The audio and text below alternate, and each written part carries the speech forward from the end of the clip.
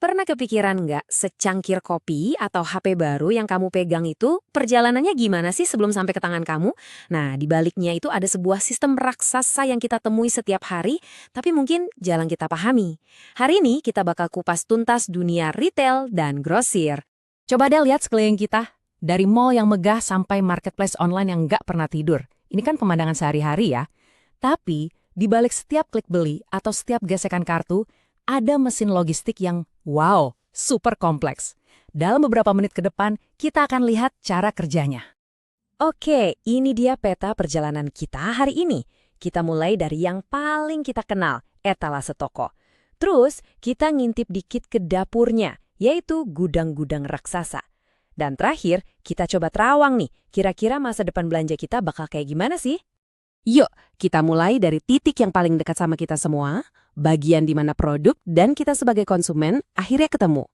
Inilah dunia retail. Jadi, apa sih retail itu? Gampangnya gini, retail itu adalah jembatan terakhir antara sebuah produk sama kamu. Ya kamu, konsumennya. Mau itu kopi buat pagi-pagi, baju baru buat nongkrong, atau belanja bulanan, semua itu retail. Intinya, ini adalah titik di mana barang pindah tangan buat dipakai sendiri, bukan buat dijual lagi.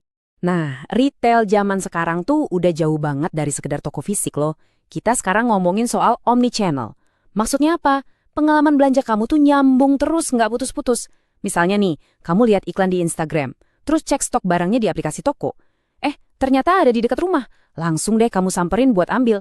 Semuanya terhubung. Nah, sekarang coba perhatiin deh. Toko kan macam-macam banget ya. Kenapa bisa gitu? Yuk kita bedah gimana cara ngebedainnya. Ternyata ada strateginya loh di balik setiap jenis toko yang kamu datangi. Ada 4 cara utama buat ngelompokin para retail ini. Kalau kita paham 4 hal ini, kita bakal ngerti kenapa satu toko rasanya beda banget sama toko lain. Kita kupas satu-satu ya. Yang pertama, tingkat layanan. Contoh paling gampang, Indomaret. Kamu ambil barang sendiri, bayar sendiri di kasir. Itu namanya swalayan. Beda lagi kalau di Matahari kan, ada pramuniaga yang bisa bantu cariin ukuran. Nah, itu layanan terbatas. Terus kalau kamu ke toko perhiasan mewah, dari kamu masuk sampai keluar, kamu dilayani terus. Itu baru namanya layanan penuh. Kedua, lini produk. Ini perbedaannya kelihatan jelas banget. Di satu sisi ada toko yang super spesialis, kayak toko olahraga. Dia fokus banget ke satu kategori, semua tentang olahraga. Tapi pilihannya dalam banget. Di sisi lain ada supermarket yang jualannya macam-macam, dari sabun sampai sayuran. Tujuannya buat menuhin semua kebutuhan kamu dalam satu tempat. Kunci ketiga, apalagi kalau bukan soal harga. Ada toko diskon yang fokusnya yang ngasih harga murah terus tiap hari untuk barang-barang umum. Beda sama peritel obra kayak factory outlet. Mereka jual barang-barang bermerek dengan diskon gede-gedean. Kok bisa? Rahasianya, mereka biasanya beli stok sisa produksi atau barang musim lalu langsung dari pabriknya. Dan yang terakhir, bentuk organisasinya. Ada tuh jaringan korporat raksasa kayak Walmart yang semua tokonya itu dimiliki dan dikontrol dari pusat. Tapi ada juga model waralaba atau franchise.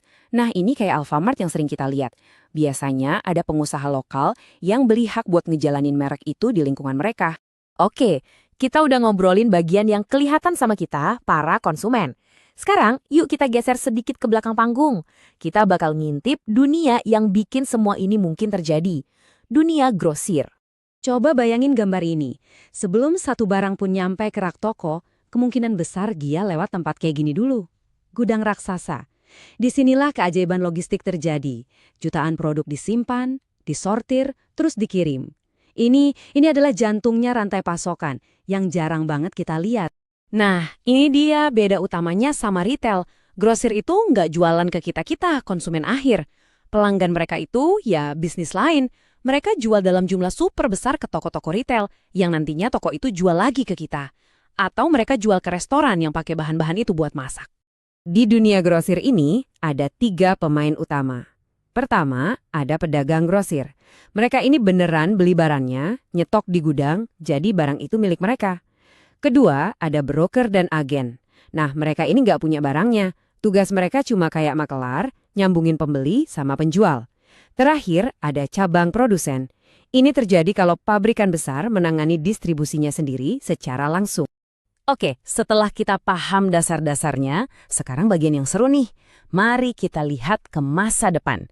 Teknologi dan kebiasaan kita sebagai konsumen itu lagi mengubah cara kita belanja secara drastis banget. Tren besar pertama, hiperpersonalisasi. Pasti pernah ngerasain kan, pas buka marketplace kok kayaknya mereka bisa baca pikiran kita ya?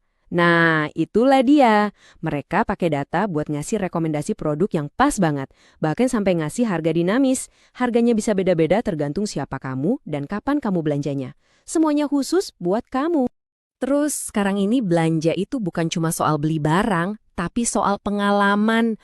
Toko-toko kayak Nike's House of Innovation ini udah jadi ke tempat wisata. Mereka nawarin lebih dari sekedar sepatu. Mereka nawarin pengalaman interaktif di mana kamu bisa ikut mendesain sepatumu sendiri. Belanja jadi seru, jadi sebuah acara. Teknologi berikutnya yang bener-bener game changer itu augmented reality atau AR. Coba bayangin, kamu bisa nyobain produk tanpa harus megang barangnya sama sekali. Nah, ini kekuatan AR buat ngilangin keraguan pas kita belanja online. Peragu sofa baru bakal muat apa enggak di ruang tamu?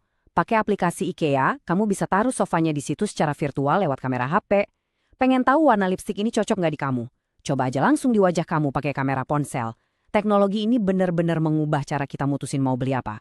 Dan inovasinya nggak berhenti di situ loh. Ada juga toko pintar, di mana kamu bisa ambil barang terus langsung keluar, nggak perlu antri kasir. Ada perdagangan suara, jadi kamu bisa belanja sambil masak. Tinggal ngomong aja ke asisten suara. Dan yang makin penting keberlanjutan.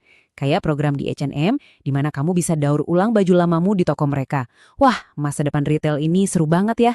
Jadi dengan semua kecanggihan ini, di mana belanja jadi makin pinter dan otomatis, saya punya satu pertanyaan buat Anda.